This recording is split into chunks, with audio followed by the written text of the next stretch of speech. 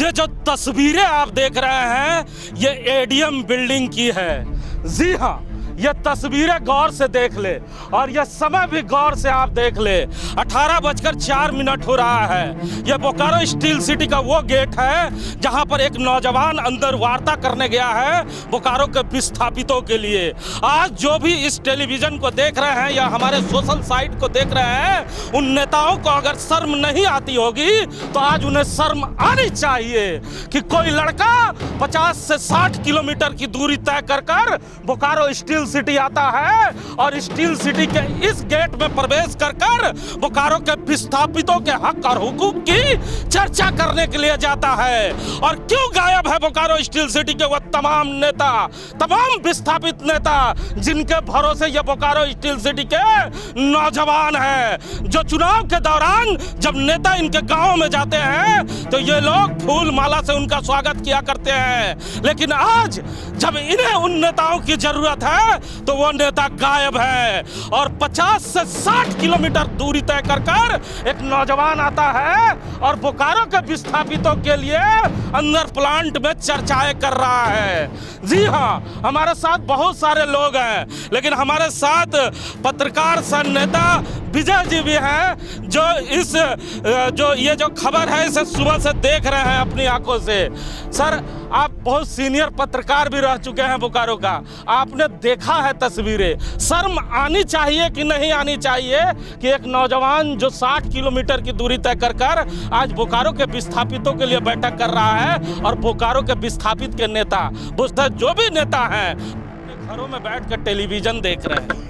हिमांशु जी, सबसे पहले तो आपके दर्शकों को मेरा जोहार और नमस्कार। और आपने ठीक पूछा है कि यहाँ के नेताओं को शर्म आनी चाहिए। मैं कहता हूँ कि बिल्कुल इनको शर्म आनी चाहिए, क्योंकि इन लोगों ने वैक्यूम छोड़ा है। अगर इन लोगों ने विस्थापितों की लड़ाई को निर्णायक तरीके से लड़ा होता, योजनाबद्ध तरीके से लड़ा होता तो शायद 60-70 किलोमीटर दूर चलकर तोप चांची से टाइगर जयराम महतो को बोकारो में आकर के बोकारो स्टील मैनेजमेंट के साथ आज बोकारो विस्थापित अप्रेंटिस संघ के आह्वान पर वार्ता करने के लिए नहीं आना पड़ता। ये निश्चित तौर पर बोकारो के जो भी राजनेता है ये उनकी यही बोकारो स्टील सिटी है कि एक और टाइगर को देखा था उसने कि कोरोना के समय वो फीस जमा करने के लिए लाइन में चले गए थे और उन्हें भी टाइगर की उपाधि इसी शहर ने दिया था। फिर इसे झारखंड के लोगों ने टाइगर की उपाधि दिया है। ये वही गेट है कि अंदर प्रवेश करने से पहले नेता आंदोलनकारी रहते हैं, लेकिन गेट के अंदर जब जाते हैं तो वो बीएसएल के दलाल बन के निकलते हैं। आपको लगता है कि नहीं? बिल्कुल ऐसा होता है, लेकिन जो सवाल आपने पूछा है उसका जवाब नाम में है। नाम में इसलिए है क्योंकि नेता बदला हुआ है। JBKSS का जो केंद्रीय अध्यक्ष है टाइगर जयराम महतो, वो इस वक्त वार्ता के अंदर है। मेरा कहना है कि झारखंड के जो लोग हैं, झारखंड के जो मूलवासी हैं, जो आदिवासी हैं, जो खतियानधारी हैं, जिस ढंग का भरोसा इसके ऊपर जताए हैं, इस टाइगर के ऊपर जताए हैं, मेरा भरोसा है कि ये नेता उस ढंग का नेता नहीं होगा। ये जो बयान है ये पत्रकार विजय सिंह का है कि अब नेता बन गए हैं उस विजय।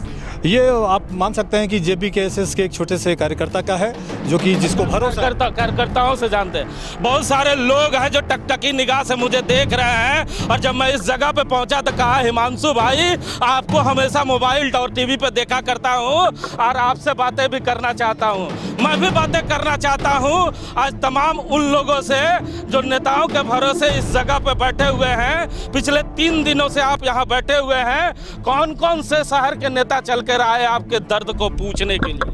कोई नेता नहीं आया अभी तक, सिर्फ एक ही नेता है हम लोग के बड़े भाई है जो भी हैं, टाइगर जयराम महतो, और उन्हीं से हम लोग उम्मीद लगा करके बैठे हैं। और इस बार जो फैसला होगा, जो निर्णायक होगा। इससे पहले भी बोकारो के विस्थापितों ने कई विस्थापित नेताओं पे भरोसा जताया, तो क्या लगता है इस बार क्यों टाइगर जयराम महतो आपके विश्वासों पे खड़ा उतर जाए? ये हमको ही नहीं लगता है, बाकी सभी से आप पूछ लीजिए, सबको लगता है। पहले भी बहुत सारे नेता थे जी, वो बहुत छोटी रेस के थे।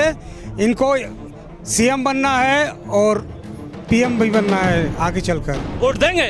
लड़ेंगे जरूर देंगे। कहाँ से आते हैं? हम यहीं के विस्थापित है। कहाँ के? महुआर के। तो शर्मा जी भी हमारे साथ है। शर्मा जी, बड़ा विश्वास है इन लोगों को कि इस बार जयराम महतो जब इस दरवाजे से बाहर निकलेंगे तो इनके लिए कुछ लेके आएंगे। विजय सिंह साहब ने कह दिया है कि बदल गया है राजनीति। आपका भी तजुर्बा जबरदस्त है, पत्रकार भी आप हैं और विस्थापित भी हैं, इन सबों के बीच के आप भी हैं। आपको क्या लगता है कि इन दरवाजे के अंदर से जो नेता बाहर निकल के आते हैं वो विस्थापितों के लिए कुछ लेके आते हैं कि अपने लिए क्वार्टर और अपने परिवार के लोगों के लिए नौकरियां ही केवल लेके आते हैं? नहीं हिमांशु जी, इससे पिछले जितने भी आप वार्ताओं को देखेंगे तो उसमें कुछ न कुछ ऐसी बातें जरूर है जिसकी वजह से आज ये सवाल पूरे बोकारो स्टील क्षेत्र में हवाओं में चर्चा में है, लोगों के बीच चर्चा में है। लेकिन अभी जिस विश्वास के साथ एक लड़का अंदर गया है, ये नेता नहीं है, ये साफ साफ कहता है कि मैं झारखंड का बेटा हूँ और झारखंड का बेटा शर्मा जी, अभी बहुत सारे लोग हैं लेकिन वो चेहरे नजर नहीं आ रहे हैं जो लगातार मैं सोशल मीडिया के माध्यम से देख रहा हूँ। एक शख्स और है हमारे साथ जिसने कई विस्थापित नेताओं के साथ अपनी जिंदगी गुजारी है, आज फिर जयराम महतो के साथ आ गए। आपने कई बड़े नेताओं के साथ अपनी जिंदगी गुजारी है, नाम नहीं लेना चाहूंगा। उन लोगों ने भरोसा विस्थापितों का डस लिया। आपको कैसे लगता है कि ये आदमी जो अंदर गया है वो आपके विश्वास को नहीं डसेगा? पहले तो हिमांशु भाई आपको मैं तहे दिल से जोहार करता हूँ, झारखंडी जोहार, क्योंकि हम आज 2000 से ही देख रहे हैं, 2023 चल रहा है, इसमें बहुत सारा नेता है विस्थापित का मुद्दा में लेके और अपने अपने झोली भरने का काम किए। हम तो खुदे वार्ता में कई बार घुसे हुए थे।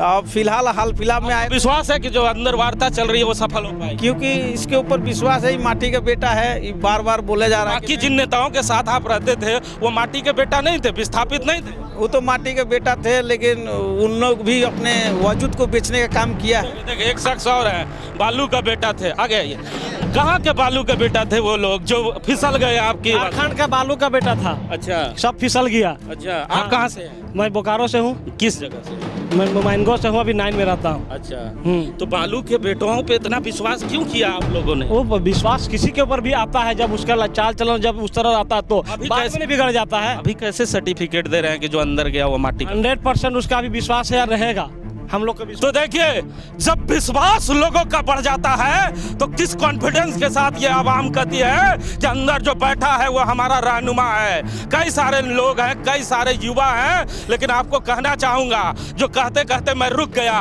कि बोकारो स्टील सिटी के कई राजनीतिक नेता के और बेलचे हैं वो इस जगह पे लगातार सोशल मीडिया के माध्यम से देखे जा रहे हैं। अपने नेताओं से सवाल पूछने के बजाय इस जगह पे आकर इन विस्थापितों से पूछते हैं कि कब वार्ता होगी। अरे साहब, आप ही के नेताओं के भरोसे ये लोग रह गए, इसलिए इनका ये हाल है। ये तीसरी पीढ़ी है कि इस दरवाजे पे आके खड़ी है। इसके पहले भी कितनी पीढ़ियां आके दरवाजे पे खड़ी रही।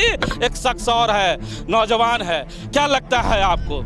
पाल की हो यहाँ आइलियो हम अपेंडिक्स सर अपन हक मांगे खातिर जितना भी बीएसएल का माने बीएसएल द्वारा जो हमने का नियोजन मिले चाहे उटा हमने का ना मिलो सेटा खातिर आज हमने आंदोलन करे लाइले। तो बहुत सारे नौजवान और उनसे भी जानते हैं, कितने रातों से इस जगह पे हैं आप? हम लोग आज 4 हो गया, 2 रात 2 दिन, मतलब 4 रात 2 दिन में 4 लगता है कि अब आपको न्याय मिल पाएगा? नया तो मिलेगा। हम लोग जब शेर बनाए हैं, ये हम लोग नेता नहीं मानते, हम इसको भाई समान मानते हैं। हम लोग के साथ जब आए हैं साथ देने के लिए तो हमको जरूर लगता है कि कुछ ना कुछ करेंगे। सुना आपने, ये 160 किलोमीटर से पतला दुबला लड़का चल के आया है। ये इस बार नेता नहीं है, बेटा है, भाई है, बालू नहीं है, माटी है। ये इनके भरसन है, ये मेरा भरसन नहीं है, कुछ लोग और है। ये जो अंदर बैठा हुआ माटी और बेटा है, ये भरोसे पे खड़ा उतर पाएगा? जी एकदम भरोसे पे खड़े हो पाएगा, क्योंकि ये जो है ये लड़ने वाले हैं और ये लड़के हम लोग को हक और अधिकार दिलाएंगे, क्योंकि ये विस्थापित का बेटा भी है और माटी का भी बेटा है।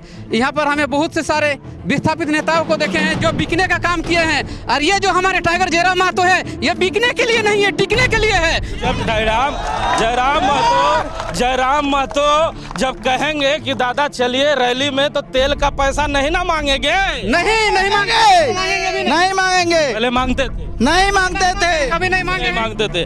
तो शर्मा जी उत्साह लोगों का है, इस बार कोई तेल नहीं मांगेगा, इस बार कोई तेल नहीं मांगेगा, इस बार कोई मोटरसाइकिल में तेल भराने के लिए पैसा नहीं मांगेगा, शाम में मीट भात नहीं मांगेगा। बदलाव कुछ दिख रहा है आपको? कुछ तो विश्वास बढ़ा होगा आपका। जी मुझे लग रहा है कि नौजवान है और ये साफ साफ कह रहे हैं कि तेल के कीमत नहीं मांगेंगे। मुझे लगता है ये अब सबका तेल निकालने जा रहे हैं। सिंह साहब तेल निकलेगा? बिल्कुल तेल निकलेगा। और हिमांशु एक और जानकारी मैं आपको दे दूं कि अब से कुछ देर पहले एक नेता का विज्ञप्ति अभी आया है।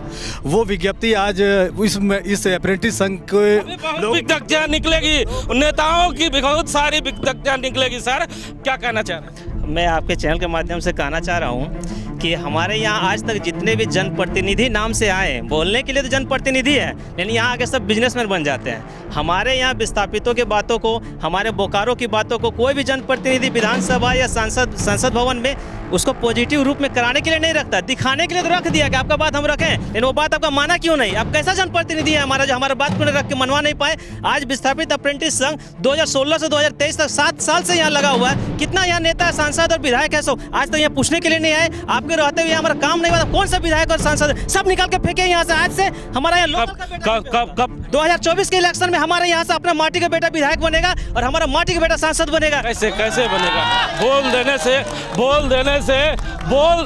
बोल देने से केवल विधायक और सांसद नहीं बनता साहब। झारखंड में चर्चाएं शुरू हो गई है, क्योंकि आपके बेटे की चर्चा जब शुरू हुई है तो ये भी चर्चा शुरू हो गई है कि ये केवल जाति विशेष के नेता हैं, महतो के नेता हैं। तो कैसे, जब जाति पूछिएगा, क्षेत्र पूछिएगा, तेल का पैसा मांगिएगा, मुर्गा मांगिएगा, तो अंदर बैसा हुआ ईमानदार जो नेता भी है वो बेईमान क्यों नहीं हो जाएगा? भाई साहब हम आपको बताना चाहेंगे, ये जो जाति वाला बात उठाया है ना, ये वही जनप्रतिनिधि लोग उठाए हैं जो इनसे हटके हुए हैं कि हमारा बैंड बजने वाला है। ये जाति वाला बात यहाँ झारखंड का हमारा माटी का बेटा नहीं उठाया है। यहाँ का बेटा उठाएगा, हमारा बेटा है यहाँ से खड़ा होगा, वो खड़ा हो और जयराम दादा के साथ हम लोग सब साथ में। और उन्होंने कहा है कि कम से कम बहुमत। जयराम महतो वार्ता नहीं सफल करा पाएंगे, आपके आंदोलन को सफल नहीं करा पाएंगे, फिर भी साथ रहेंगे? एकदम साथ रहेंगे। हमारे आंदोलन का सफल नहीं करा पाएंगे ये तो बात ही नहीं उठता है, भले ही समय लगे, लेकिन सफल होगा। और वो सिर्फ उनका नहीं, हमारे जितना विस्थापित आबरी ना, सबसे पहले बात सबके जोहार। गिदर बुतरू के लेके आवेले हो तो एक जयराम से नहीं काम चलने वाला है। सबको जयराम को महतो का भूमिका निभाना होगा। सबको नौकरी चाकरी चाहिए ना। 1500 सुना ना आपने इस नौजवान की भावनाओं को, जिसमें नौजवान ने साफ साफ तौर पे कह दिया है अगर जयराम महतो को आपको कुर्सी पे बैठाना है तो पूरे झारखंड से जयराम महतो बनकर आपको बाहर निकलना होगा। ये मैं नहीं कह रहा। अगर जयराम महतो आपके दरवाजे पे जाता है और फिर से आप वही चाल चलन करते हैं और राजनीतिक पार्टी के नेताओं की तरह ट्रीटमेंट देते हैं, तो आने वाले समय पे याद रखना जयराम तो भी वही ट्रीटमेंट आप लोगों को देने जा रहा है। क्योंकि जो आंखें आज चमक रही है उस इंतजार में कि जयराम जब बाहर निकल कर आएगा तो कुछ हमारे लिए तोहफा लेके आएगा। कई बहनें भी यहाँ पर है, क्या करने आए हैं? शाम हो गया, घर जाना चाहिए था, खाना बनाना चाहिए था, बच्चे इंतजार कर रहे हैं। नहीं, हम लोग यहाँ नियोजन के लिए आए हैं और लेके ही जाएंगे। कहाँ मिलता है नियोजन? हम लोग BSL से नियोजन लेके जाएंगे और जयराम दा पे हम लोग बहुत भरोसा है कि वो हम लोग को नियोजन दिला के ही रहेंगे। तो ये महिलाएं हैं, पुरुषों के साथ साथ ये महिलाएं भी पूरे विश्वास के साथ है कि जयराम महतो जब उस दरवाजे से बाहर निकलेगा तो हमारे लिए कुछ खुशखबरी लेके निकलेगा। लेकिन बोकारो स्टील सिटी के नेताओं के लिए क्या लेके निकलेगा? और सब लोग दबी जुबान में कह रहे हैं कि सिंहासन खाली करो, जनता आ रही है। ये तो कहावत मैं सुना करता था, लेकिन आज हंसी छूट रही है कि बोकारो विधानसभा का सिंहासन अपने आप खाली हो चुका है और 50 किलोमीटर से दूर आकर लड़का उस कुर्सी पे चुपचाप बैठ गया है। ना मेहनत ना मशक्कत, केवल ईमानदारी के साथ आया है। ये मैं नहीं कह रहा, ये सिंह साहब कह रहे हैं जो वरिष्ठ पत्रकार हैं। कैमरामैन भोला के साथ जीपी हिमांशु।